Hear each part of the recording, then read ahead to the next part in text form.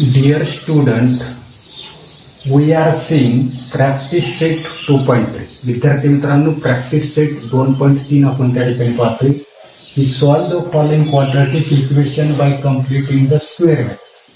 पुढे दिलेले जे काही वर्ग समीकरण जे आहेत तर ते वर्ग समीकरण पूर्ण वर्ग असणारी काही पद्धत जी आहे तर त्या पूर्ण वर्ग पद्धतीची असल्याने आपल्याला त्या ठिकाणी पूर्ण करायला सांगितली.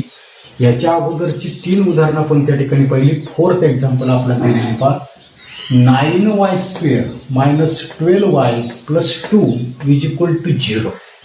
याच्या अगोदरची आपण जे काही उदाहरणं सोडवली तर त्याच्यामध्ये या ठिकाणचं असणारं जे काही टर्म जे आहे y² याला त्या ठिकाणी कोणत्याही प्रकारचा कोइफिशियंट त्या ठिकाणी नव्हता.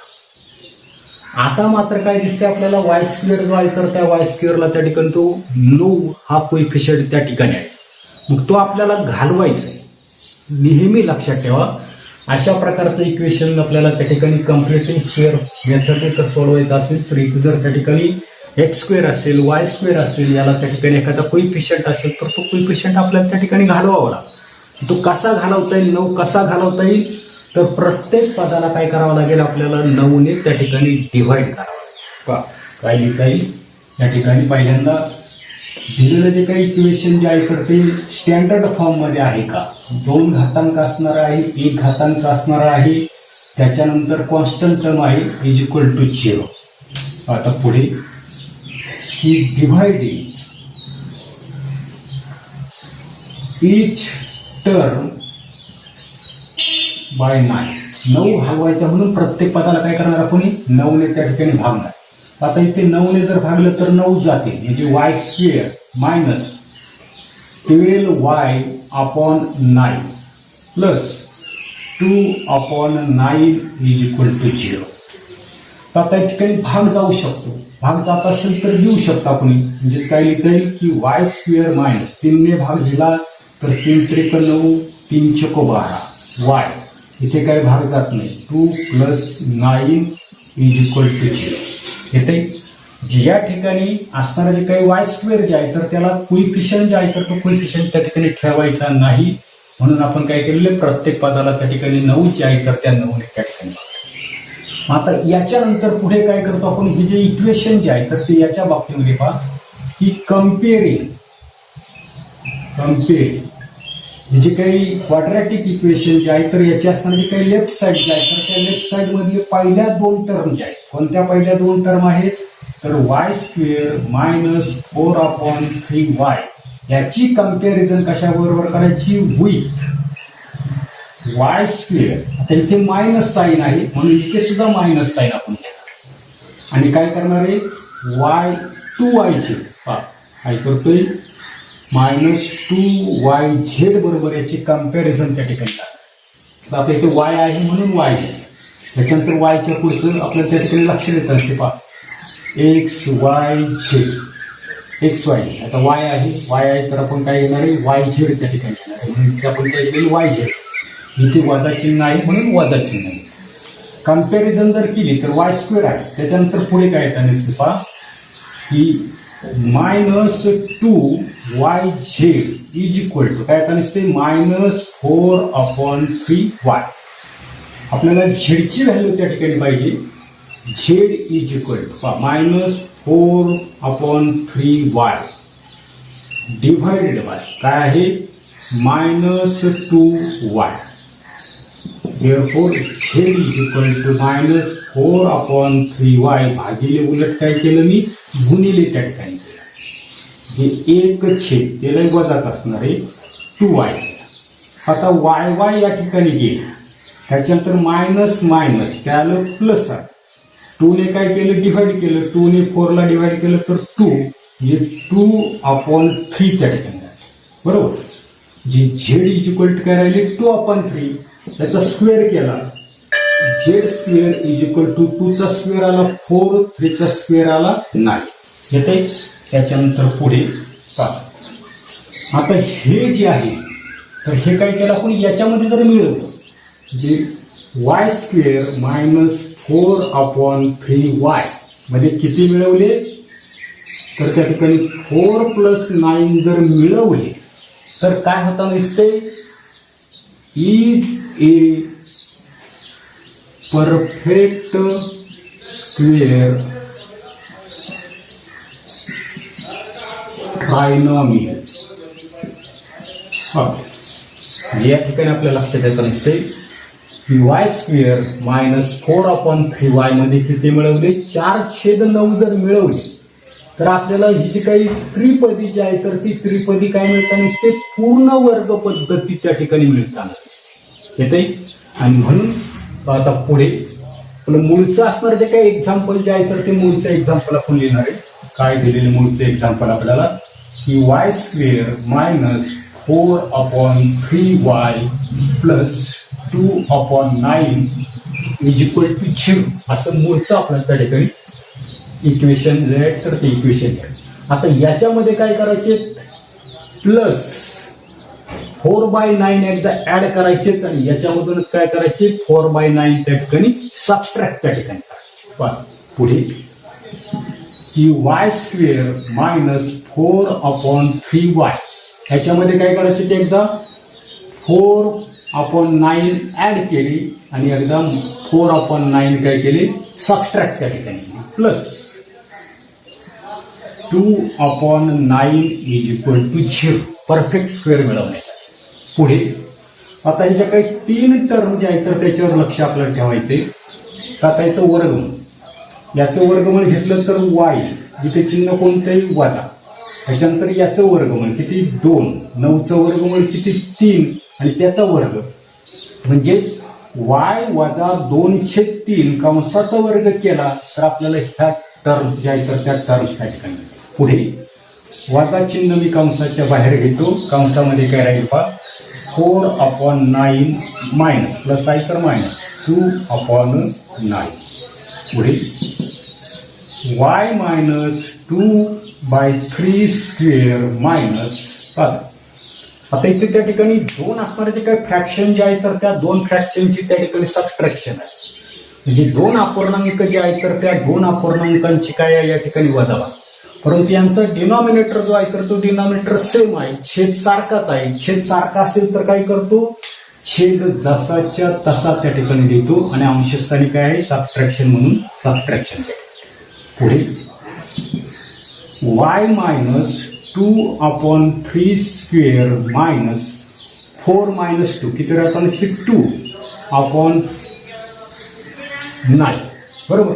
हेच मी कसं लिहितोय, मला काय करायचंय a square minus b square त्याची अवयव आपल्याला माहिती a प्लस b आणि a मायनस स्क्वेअरच्या रूपामध्ये. हे स्क्वेअरच्या रूपामध्ये लिहिलेलंच आहे. हे काय करायचंय मला या ठिकाणी स्क्वेअरच्या रूपामध्ये त्या ठिकाणी लिहायचं बरोबर. येते लक्षात पहा, नीट लक्षात घ्या. हे काय करायचंय स्क्वेअरच्या रूपामध्ये त्या ठिकाणी दिलेलं आहे. फक्त मला काय करायचंय तर हे जे असणार जे काही टर्म जे आहे तर ती ही टर्म मला त्या ठिकाणी स्क्वेअरच्या रूपामध्ये त्या ठिकाणी लिहायची. मग मी ती कशी लिहितो पहा, is equal to 0 is equal to 0 is equal to 0 की y मायनस 2/3 स्क्वेअर मायनस हेच मी कसं लिहितो √2 आपण याचं 3 आणि याचा जर वर्ग जर केला म्हणजे वर्गमुळामध्ये 2चा वर्ग केला तर 2 मिळेल, त्याच्यानंतर 3चा वर्ग केला तर 9 मिळेल. म्हणजे या रूपामध्ये मी त्या ठिकाणी लिहू शकतो अशाच्या a वर्ग वजा b वर्गाच्या रूपामध्ये या ठिकाणी मिळेल. याचे अवयव आपल्याला माहिती, याचे अवयव काय करते एकदा धन चिन्ह घ्यायचं एकदा ऋण चिन्ह घ्यायचं म्हणजे याचं वर्गमूळ की y वजा 2/3चा वर्ग आणि त्याचं वर्गमूळ जर घेतलं तर ते येईल y वजा 2/3 आणि पुढे अधिक चिन्ह घ्यायचं अधिक याचं वर्गमूळ जर घेतलं तर ते घेते ते वर्गमुळामध्ये 2/3. दुसऱ्या कंसामध्ये काय करायचं फक्त वजा चिन्ह घ्यायचे म्हणजे y वजा 2/3 आणि आता काय घ्यायचे वजा चिन्ह घ्यायचे. वजा चिन्ह घेऊन हे पद आहे कसं त्या ठिकाणी द्यायचे 3 इज इक्वल टू 0.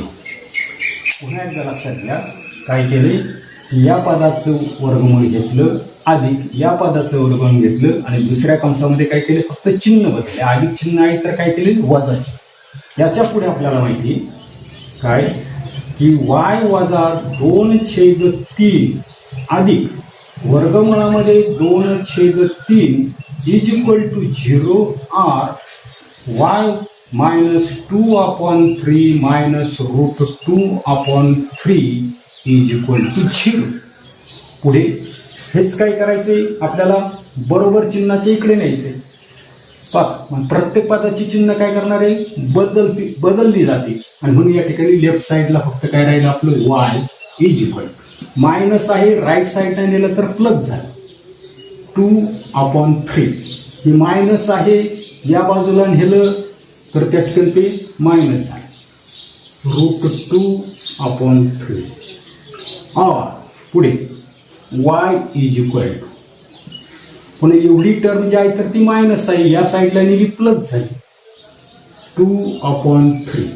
मायनस आहे, या बाजूला नेली प्लस झाली, म्हणजे स्थिती झाली √2/3.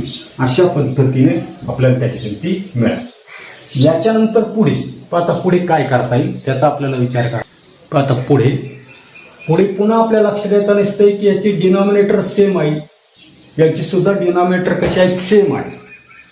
डिनॉमिनेटर सेम असेल तर काय करतो, छेद जर समान असेल तर काय करतो, छेद जसाच्या तसा लिहितो. अंशस्थानी काय आहे 2 -√2 or y is equal to, पुन्हा दोघांचा डिनॉमिनेटर सेम आहे, छेद सारखा काही म्हणून छेद जसाच्या तशा आणि अंशस्थानी दिलेले 2 + √2.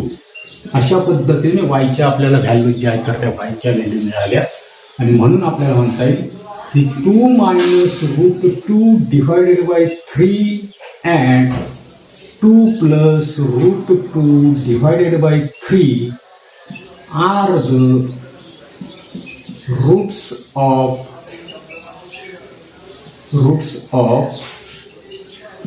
given quadratic equation.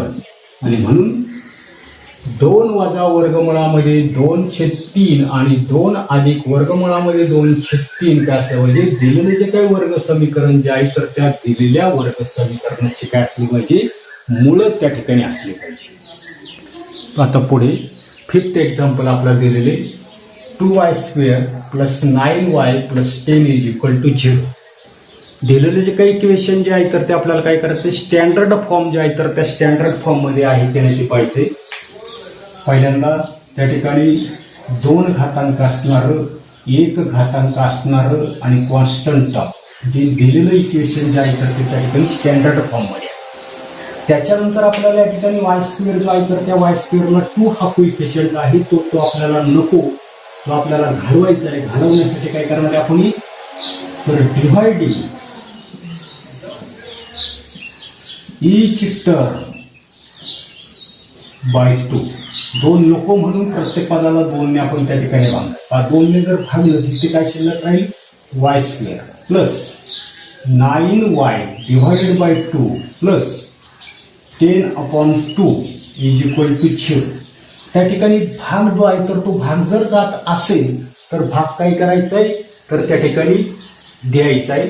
आता पुढे y² त्याचे काही भाग जात नाही, 9/2y 2 ने 10 ला जर भाग जर दिला तर त्या ठिकाणी 5 is equal to 0.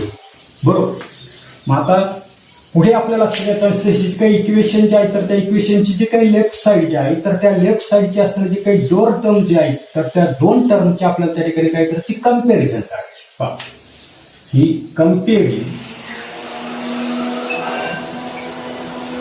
y² + 9/2y with कशाबरोबर कम्पॅरिझन करायची, तर y² इथे प्लस साईन आहे म्हणून प्लस साईन, त्याच्यानंतर 2yz बरोबर त्याची आपल्याला कम्पॅरिझन जे आहे तर ती कम्पॅरिझन त्या ठिकाणी करायची.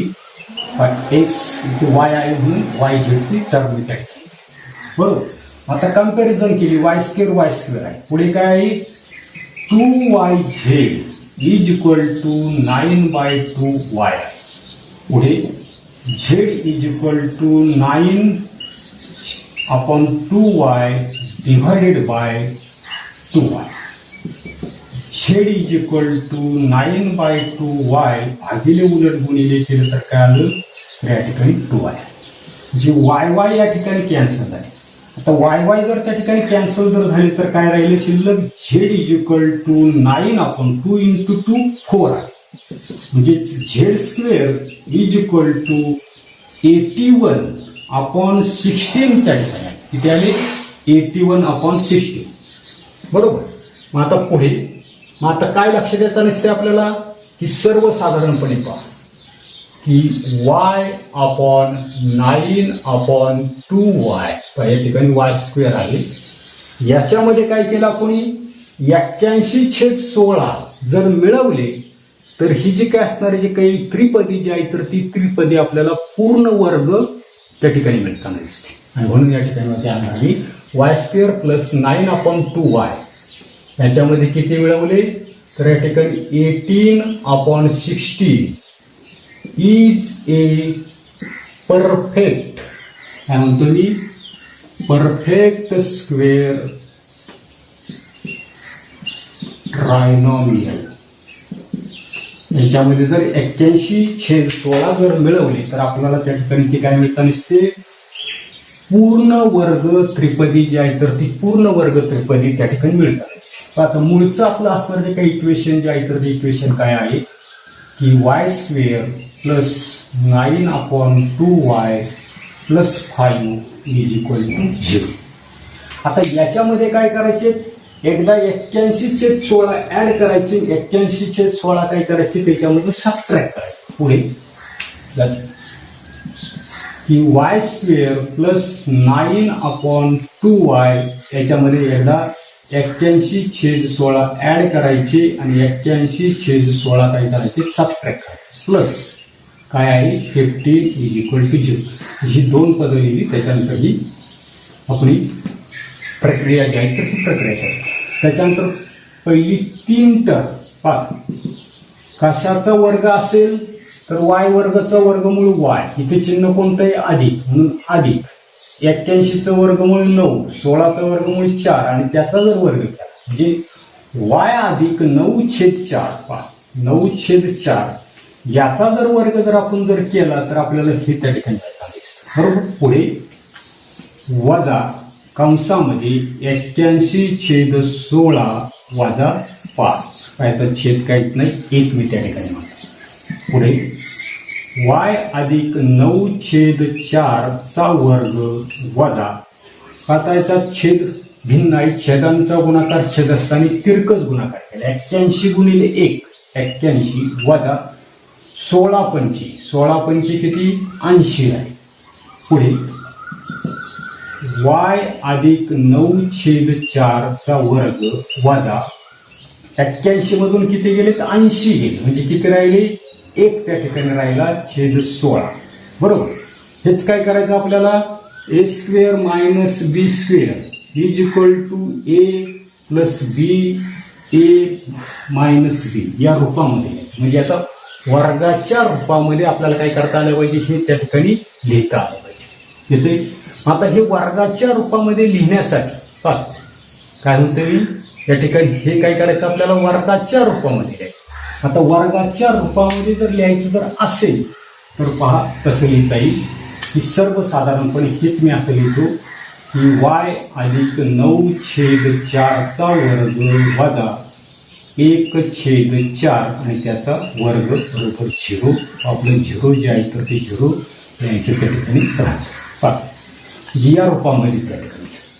पुढे काय करायचं याचं वर्गमूळ घ्यायचं. वर्गमूळ कसं घेतो तर पहा की हे जे पहिलं पद जे आहे तर त्या पहिल्या पदाचं वर्गमूळ म्हणजे या ठिकाणी वाय अधिक 9/4 पहिल्या पदाचं वर्ग अधिकचं चिन्ह द्यायचं याचं वर्गमूळ. आता 1/4 त्याचा वर्ग आणि त्याचं वर्गमूळ लिहायचं आपल्याला म्हणजे ते किती असणार आहे 1/4 किंवा काय असणार आहे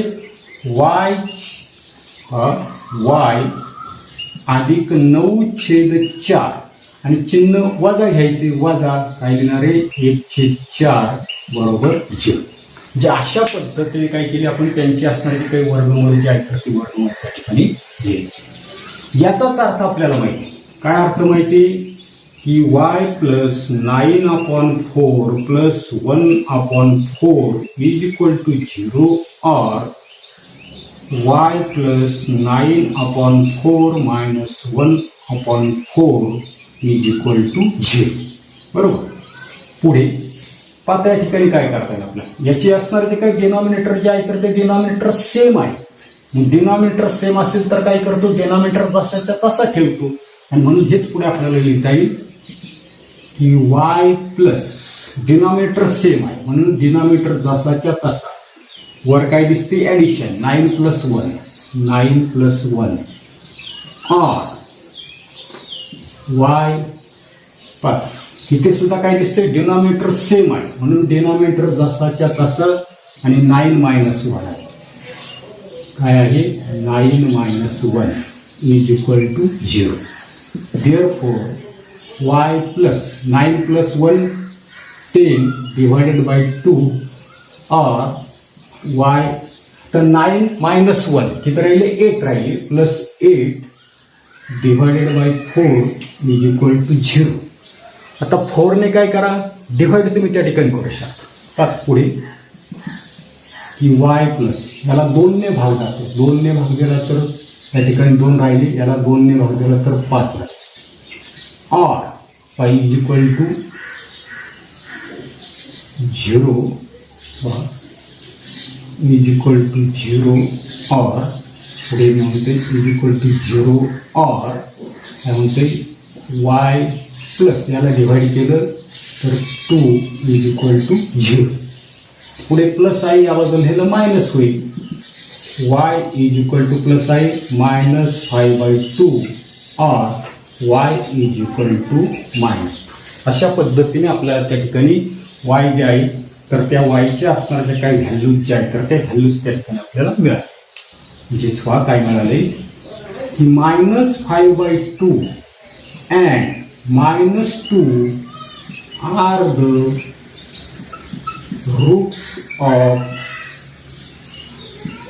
गिव्हन क्वाड्रॅटिक इक्वेशन.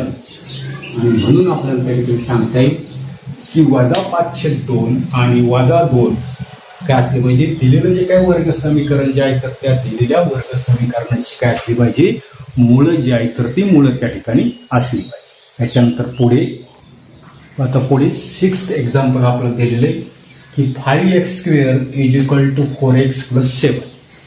आता दिलेलं जे काही इक्वेशन जे आहे तर ते स्टँडर्ड फॉर्म मध्ये आहे की नाही पहिल्यांदा आपल्याला त्या ठिकाणी पाहायचे. काय करतोय आपण की 2 घातांक असणारं पद, त्याच्यानंतर 1 घातांक असणार राईट साईड आहे त्याला लेफ्ट साईडला लिहिणार, प्लस आहे या ठिकाणी लिहिलं तर त्या ठिकाणी ते मायनस झालं. त्याच्यानंतर कॉन्स्टंट टर्म राईट साईडला आहे ती लेफ्ट साईडला घेणार, ते घेणार -7 इज इक्वल टू 0. पद्धतीने आपल्याला दिलेलं जे काही इक्वेशन जे आहे तर ते इक्वेशन काय केलं आपण त्या ठिकाणी स्टँडर्ड फॉर्म मध्ये त्या ठिकाणी. त्याच्यानंतर x² जे आहे तर त्या x²चा कोइफिशियंट त्या ठिकाणी 5 आहे, तो आपल्याला नको. त्यासाठी काय करणार आपण डिवायडिंग ईच टर्म बाय 5. काय लिहितो मी पुढे डिवायडिंग ईच टर्म बाय 5. 5 ने जर डिवाइड जर केलं तर काय येईल की x² राहील शिल्लक -4/5x - 7/5 इज इक्वल टू 0. आता काय xy आता पुढे काय करतो आपण, ही जी काही इक्वेशन जे आहे तर त्या इक्वेशनची जी काही लेफ्ट साईड जी आहे तर त्या लेफ्ट साईडची असणारी जी काही 2 टर्म याची कंपॅरिझन करतो. की कम्पेअरिंग x² - 4/5x विथ कशाबरोबर करायची तर x². आता या ठिकाणी मायनस साईन आहे म्हणून या ठिकाणी मायनस घ्यायचे 2 x नंतर काय ते y आणि म्हणून या ठिकाणी xy येते. आता अशा पद्धतीची जर कंपॅरिझन जर आपण जर केली तर x² गेली, त्याच्यानंतर -2xy इज इक्वल टू काय असते -4/x येतात. या ठिकाणी -2xy is equal to -4/x येतात. पुढे y is equal to -4/x divided by -2y. आता भागिले उलट गुणिले केलं y is equal to -4/x बरोबर. पुढे या ठिकाणी पहा एक्स आपला या ठिकाणी राहिला आहे, एक्स वाय लिहितो या ठिकाणी एक्स वाय भागिले उलट गुणिले केले तर एक छेद काय आता असते -2xy. त्या ठिकाणी एक्स वाय कॅन्सल झाली, 2 ने काय केले या ठिकाणी भागलं, म्हणजे अंशस्थानी शिल्लक मायनस मायनस काय होईल प्लस, अंशस्थानी राहिली 2, छेदस्थानी राहिली 5. पुढे स्क्वेअर केला y² = 25/5. या ठिकाणी काय लक्षात येत असते, याच्यामध्ये x² - 4/5x मध्ये आपल्याला काय करावं लागतील 25/5 त्या ठिकाणी ऍड जर केली तर ही जी काय असणार ते काही ट्रायनॉमियल जे आहे तर ते ट्रायनॉमियल आपल्याला त्या ठिकाणी परफेक्ट स्क्वेअर त्या ठिकाणी. आणि म्हणून पहा पुढे काय येतं मी त्या ठिकाणी की therefore x² - 4/5x याच्यामध्ये काय करावं लागतील आपल्याला की 25 छेद या ठिकाणी काय होतात ते 2 छेद उलट झाले, 2चा वर्ग किती आहे या ठिकाणी 2चा वर्ग 4 आणि 5चा वर्ग किती आहे 25. म्हणजे या ठिकाणी 4/25 जर याच्यामध्ये जर मिळवली तर काय आपण असते is a perfect square trinomial. तर आपल्याला काय मिळताना दिसते तर त्या ठिकाणी पूर्ण वर्ग त्रिपदी जी आहे तर ती पूर्ण वर्ग त्रिपदी आपल्याला त्या ठिकाणी मिळतात. मूळचं आपलं इक्वेशन पहा काय, मूळचं इक्वेशन आपलं आहे x² - 4/5x - 7/5 = 0. आता याच्यामध्ये काय करायचे 4/25 ऍड करायची, 4/25 सबट्रॅक्ट करायची. म्हणून x² - 4/5x प्लस 4/25 एकदा ऍड केले, एकदा काय करायचे सबट्रॅक्ट त्याच्यामधून करायचे आणि मायनस किती आहे 7/5 = 0. म्हणजे एकदा काय केले ऍड केले आणि एकदा काय केले सबट्रॅक्ट केले. पुढे या 3 टर्म आपल्याला लक्षात ठेवायचे. याचं वर्गमूळ घेतलं, x इथे वजा चिन्ह आहे म्हणून वजा 4चं वर्गमूळ 2, 25चं वर्गमूळ 5 आणि त्याचा वर्ग म्हणजे 4 वजा 2/5चा वर्ग केला तर हे आपल्याला त्या ठिकाणी minus 4/25 plus minus minus plus 7/5 = 0. पुढे आता x - 2/5² मायनस आता या ठिकाणी पहा 4/25 आणि 7/5 हे दोन्ही असणारे जे काही फ्रॅक्शन जे आहे तर त्या फ्रॅक्शनची काय करायची आपल्याला त्या ठिकाणी ऍडिशन त्या ठिकाणी करायची. आता त्या ठिकाणी आपल्याला लक्षात येत नसते काय लक्षात येतं त्याचा एलसीएम आपल्याला काढावा. 25 आणि 5, 25 आणि 5चा एलसीएम आला तर त्या ठिकाणी तो आला 25 बरोबर. आता 25 ने 25ला भागलं तर किती आला 1, 1 ने 4ला गुणलं गुणाकाराला 4 अधिक पुढे आता काही 5 जो आहे तर त्या 5ने काय करायचं एलसीएमला भागायचं. 5 ने एलसीएमला भागलं तर किती आले 7 आणि 7 ने काय करायचंय तर याला 5/5 25 5 आले आणि 5 ने काय करायचे 7ला गुणायचे म्हणजे 5 गुणिले 7 7/5 किती येतात असते 35 = 0. पुन्हा एकदा लक्षात घ्या काय केले 25 आणि 5 याचा एलसीएम या ठिकाणी काढ 5 ने भाग 5/5 25 5 × 5 पुन्हा 5 ने भाग एलसीएम किती आला 25 बरोबर. एलसीएम आला 25.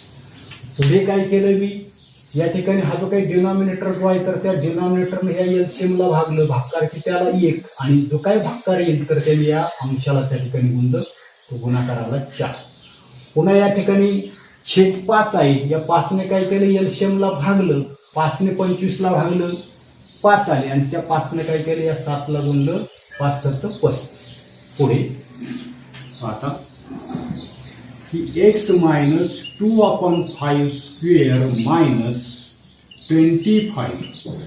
4 + 35 किती आली addition 39 square is equal to 0.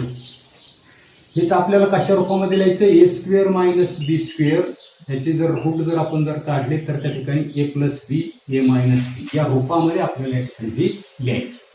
बरोबर. पुढे या ठिकाणी बघा एक्स मायनस 2/5 स्क्वेअर मायनस आता हेच मी काय करतो याचं काय रूट निघत नाही म्हणून त्या ठिकाणी रूट 39 डिवायडेड 25चं रूट आपल्याला माहिती 5 आहे आणि याचा काय म्हणतो मी स्क्वेअर म्हणजे या रूपामध्ये मी त्या ठिकाणी ए स्क्वेअर मायनस बी स्क्वेअरच्या रूपामध्ये. त्याच्यानंतर पुढे याची अवयव माहिती आपल्याला कशी अवयवी करतो आपण तर याचं वर्गमूळ घेतो एक्स मायनस 2/5 प्लस काय घेणार आहे रूट 39 डिवायडेड बाय 5. दुसऱ्या कंसामध्ये काय करायचं फक्त चिन्ह बदलायचं इथलं म्हणजेच काय लिहिता येईल एक्स मायनस 2/5 प्लस आहे तर मायनस घेणार minus 39 divided by 5 is equal to 0. बरोबर. त्याच्यानंतर पुढे पुन्हा आपल्या लक्षात येत की डिनॉमिनेटर कसा आहे सेम आहे. डिनॉमिनेटर सेम असेल तर डिनॉमिनेटर जसाच्या तसा ठेवतो म्हणजेच पुढे आपल्याला लिहिता येईल पहा की एक्स मायनस डिनॉमिनेटर सेम आहे म्हणून डिनॉमिनेटर मी सेम ठेवतो आणि अंशस्थानी काय आहे ॲडिशन काय आहे 2 प्लस रूट 39 इंटू पुन्हा या ठिकाणी काय दिसतंय डिनॉमिनेटर सेम आहे छेद सारखाच आहे एक्स मायनस डिनॉमिनेटर सारखाच आहे आणि या ठिकाणी काय आहे तर त्या ठिकाणी 2 मायनस रूट 39 त्या ठिकाणी आहे इज इक्वल टू 0. बरोबर. पुढे याचाच अर्थ आपल्याला सांगता येईल पहा की x minus 2 plus root 39 divided by 5 is equal to 0 और x minus 2 minus root 39 divided by 5 is equal to 0. बरोबर. पुढे काय करायचंय लेफ्ट साईडला आहे राईट साईडला आहे पहा राईट साईडला जर लिहिलं तर काय होईल की x is equal to minus आहे या बाजूला लिहिलं प्लस झालं प्लस 2 प्लस 39 डिवायडेड बाय 5 और x is equal to minus आहे प्लस होईल plus 2 minus root 39 divided by 5 अशा पद्धतीने आपल्याला या ठिकाणी दोन किमती त्या ठिकाणी मिळाल्या आणि म्हणून आपल्याला काय सांगता येईल therefore 2 plus root 39 divided by 5 and 2 minus root 39 divided by 5 are the roots of given quadratic equation आणि म्हणून आपल्याला त्या ठिकाणी सांगता येईल की 2 अधिक वर्गमुळामध्ये 39/5 आणि 2 वजा वर्गमुळामध्ये 39/5 काय असले पाहिजे दिलेलं जे काही वर्ग समीकरण जे आहे तर त्या दिलेल्या वर्ग समीकरणाची मुळं त्या ठिकाणी असली पाहिजे. अशा पद्धतीने आपण त्या ठिकाणी कम्प्लिटिंग द स्क्वेअर मेथड जी आहे तर ती कम्प्लिटिंग स्क्वेअर मेथडची उदाहरणं त्या ठिकाणी आपण सोडवलेली. तुम्ही सुद्धा त्या ठिकाणी उदाहरणं जी आहे तर ती उदाहरणं सोडवण्याचा त्या ठिकाणी प्रयत्न करा. धन्यवाद.